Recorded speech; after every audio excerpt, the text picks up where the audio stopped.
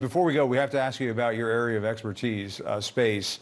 And there's a lot to tackle, but one question in particular. SpaceX is carrying a fresh load of supplies to the International Space Station, including tomato seeds.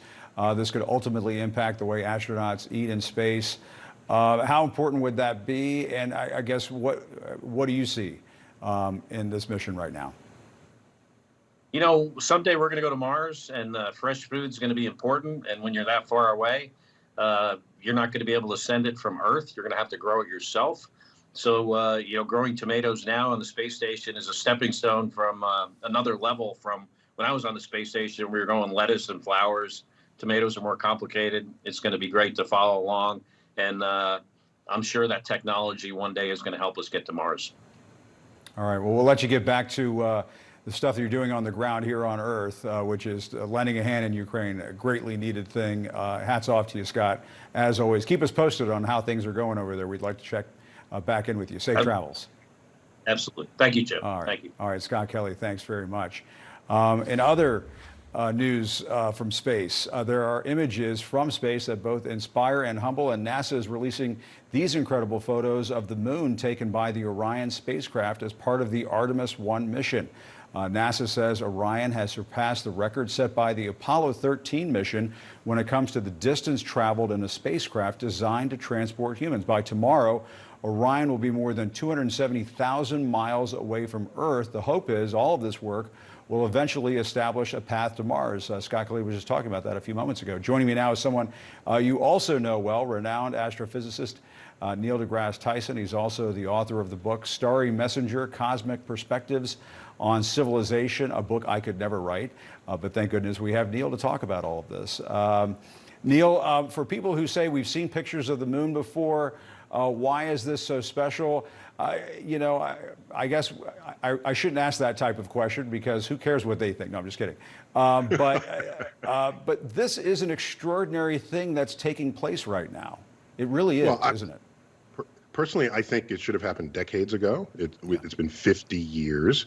50, count them, since we left low Earth orbit.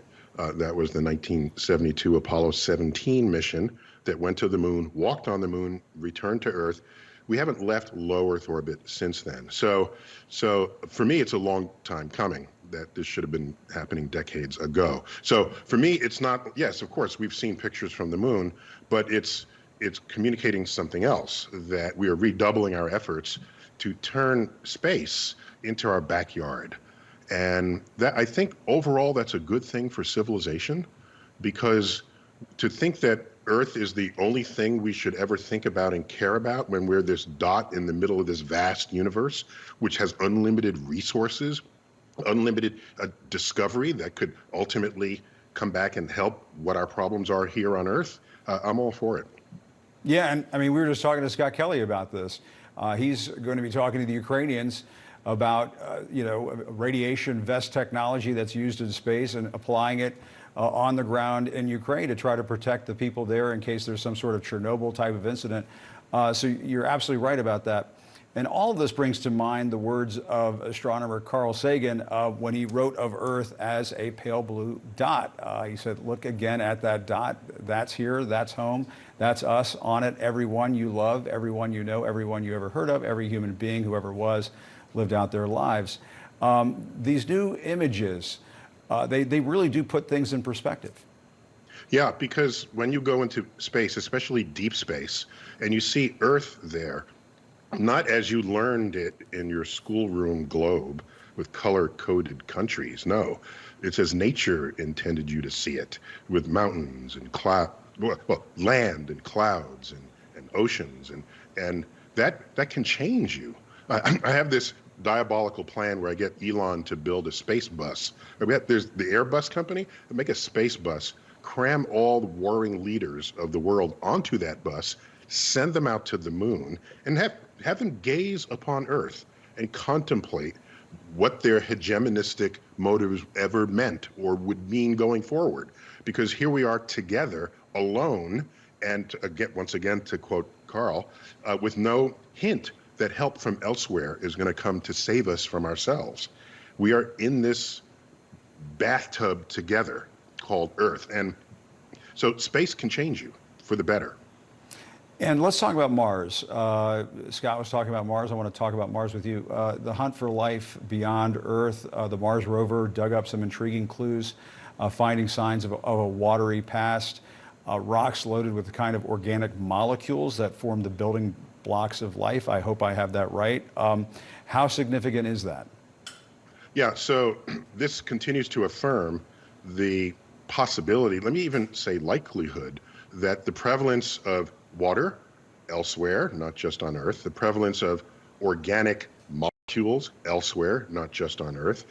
By the way, we found organic molecules in meteors, okay, meteorites that have been found here on Earth that fell from space.